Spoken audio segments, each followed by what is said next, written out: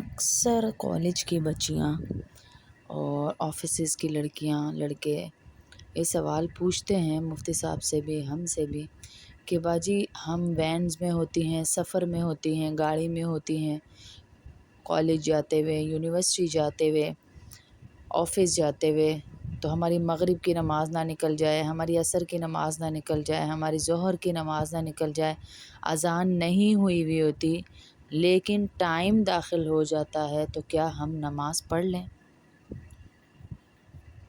کہیں ہماری ایسا تو نہیں کہ نماز ہی نہ ہو؟ تو یہ یاد رکھیے گا کہ نماز کا تعلق وقت داخل ہونے پر ہے، نماز کا تعلق وقت داخل ہونے پر ہے۔ نماز کی شرائط میں یہ شرط ہے کہ وقت ہو اس نماز کا، جو آپ نماز پڑھ رہی ہیں، ظہر پڑھ رہی ہیں، عصر پڑھ رہی ہیں، مغرب پڑھ رہی ہیں، عشاء، جو بھی وقت ہو اس نماز کا، یہ نماز کی شرائط اور فرائض میں داخل ہے۔ نماز کی شرائط اور فرائض میں اذان کا ہونا داخل نہیں ہے۔ آپ کا وقت داخل ہو گیا، آپ نے کہیں جانا ہے، آپ کو یہ پورا گمان ہے کہ میں نے اگر نماز نہ پڑھی اور میں نکل گئی سفر پہ، کالج کے لیے، یونیورسٹی کے لیے، کہیں بھی ڈاکٹر کے لیے، کسی بھی کام کے لیے، تو میری نماز رہ جائے گی راستے میں یار، اور آپ کا ٹائم بھی داخل ہے، ابھی اذان نہیں ہوئی، تو آپ نماز پڑھ کر گھر سے جائیں، پڑھ کر جائیں۔ اور کچھ بچیاں پوچھتی ہیں باجی اذان کے کتنی دیر بعد ہم نماز پڑھیں؟ تو اذان کے فوراً بعد نماز پڑھیں تو آپ کو اتنا ثواب ملے گا جتنا مسجد میں مردوں کو نماز پڑھنے کا ثواب ملتا ہے، 27 درجے زیادہ ثواب ملتا ہے ان کو۔ ہاں، 27 درجے زیادہ ثواب ملتا ہے ان کو مسجد میں نماز پڑھنے کا۔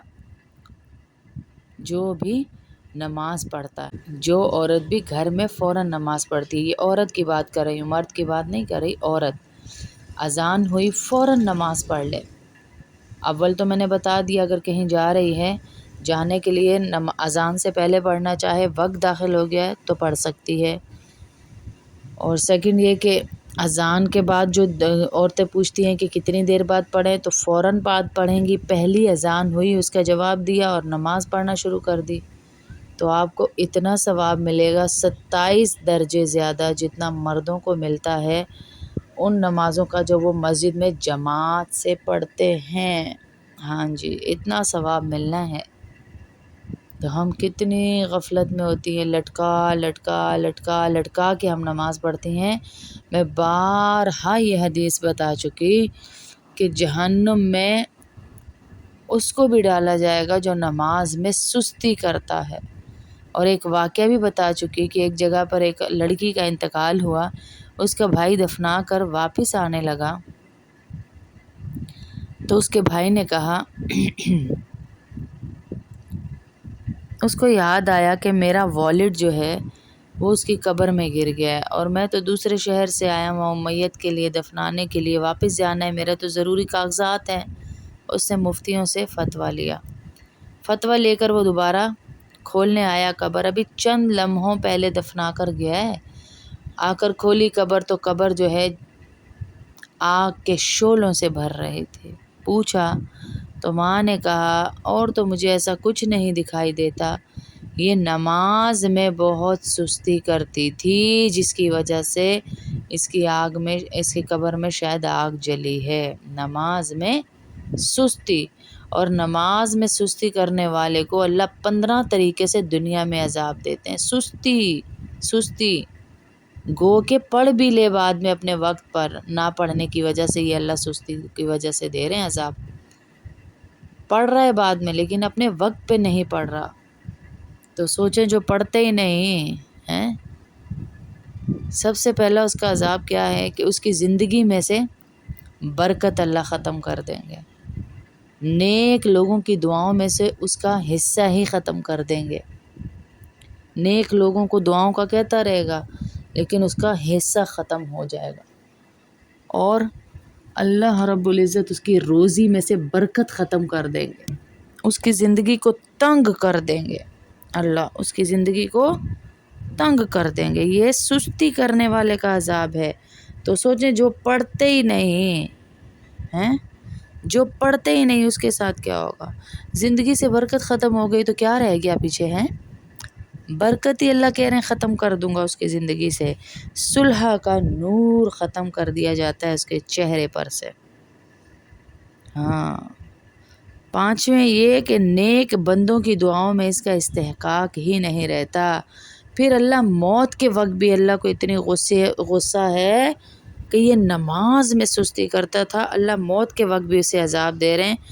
اول کہا حدیث کا مفہوم ہے کہ ذلت سے مرتا ہے، دوسرے بھوکا مرتا ہے، ساری دنیا کی روزی کھا لے اس کی بھوک نہیں جانی، تیسرے پیاس کی شدت میں مرتا ہے، سمندر بھی پلا دو تو اس کی پیاس نہ بجھے،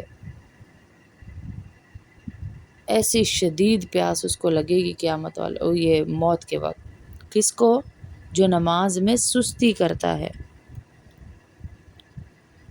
پھر اللہ قبر میں بھی اس کو نہیں چھوڑ رہے، قبر اس پر اتنی تنگ کر دی جاتی ہے کہ پسلیاں ایک دوسرے میں گھس جاتی ہیں، قبر میں آگ جلا دی جاتی ہے، قبر میں ایک سانپ اس پر ایسی شکل کا مسلط کر دیا جاتا ہے جس کی آنکھیں لوہے کی ہوتی، آگ کی ہوتی ہیں اور ناخن لوہے کے ہوتے ہیں۔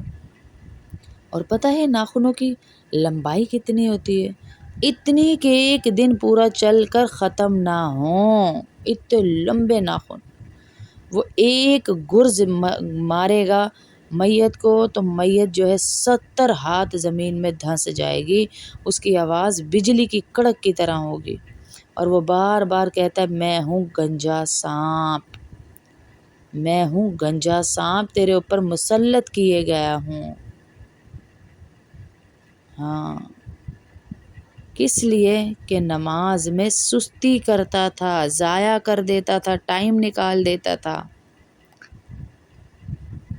اسی طرح قیامت تک اس کو عذاب ہوتا رہے گا۔ تو میری بہنوں پڑھنی تو ہے ہی، فجر چھوڑنے پہ وہ ظہر تک اس کو مارتا رہے گا وہ سانپ، ظہر چھوڑنے پہ عصر تک۔ تو میری بہنوں پڑھنی تو ہے، اللہ کا واسطہ نماز نہ چھوڑیں۔ اللہ کے نبی صلی اللہ علیہ وسلم کی حدیث کا مفہوم ہے کہ جو فجر کی نماز چھوڑ دیتا ہے اس کے چہرے کی نورانیت ختم ہو جاتی ہے، جو ظہر کی نماز چھوڑ دیتا ہے اس کی روزی کی برکت ختم ہو جاتی ہے، جو عصر کی نماز چھوڑ دیتا ہے اس کے جسم کی طاقت اللہ ختم کر دیتے ہیں، چاہے جتنی مرضی ملٹی وائٹامنز لے لے۔ جو مغرب کی نماز قضا کر دیتا ہے، اللہ اس کی اولاد سے اس کی نافرمانی کروائیں گے، اولاد فرما بردار نہیں ہو سکتی اس کی۔ اور جو عشاء کی نماز چھوڑ دیتا ہے، اللہ اس کی رات کی نیند کا سکون ہی چھین لیتے ہیں، ساری رات اس کی بے چینی میں گزرتی ہے۔ 5 نمازوں نہ پڑھنے پہ 5 عذاب اللہ دے گا، تو نمازوں کا اہتمام کریں۔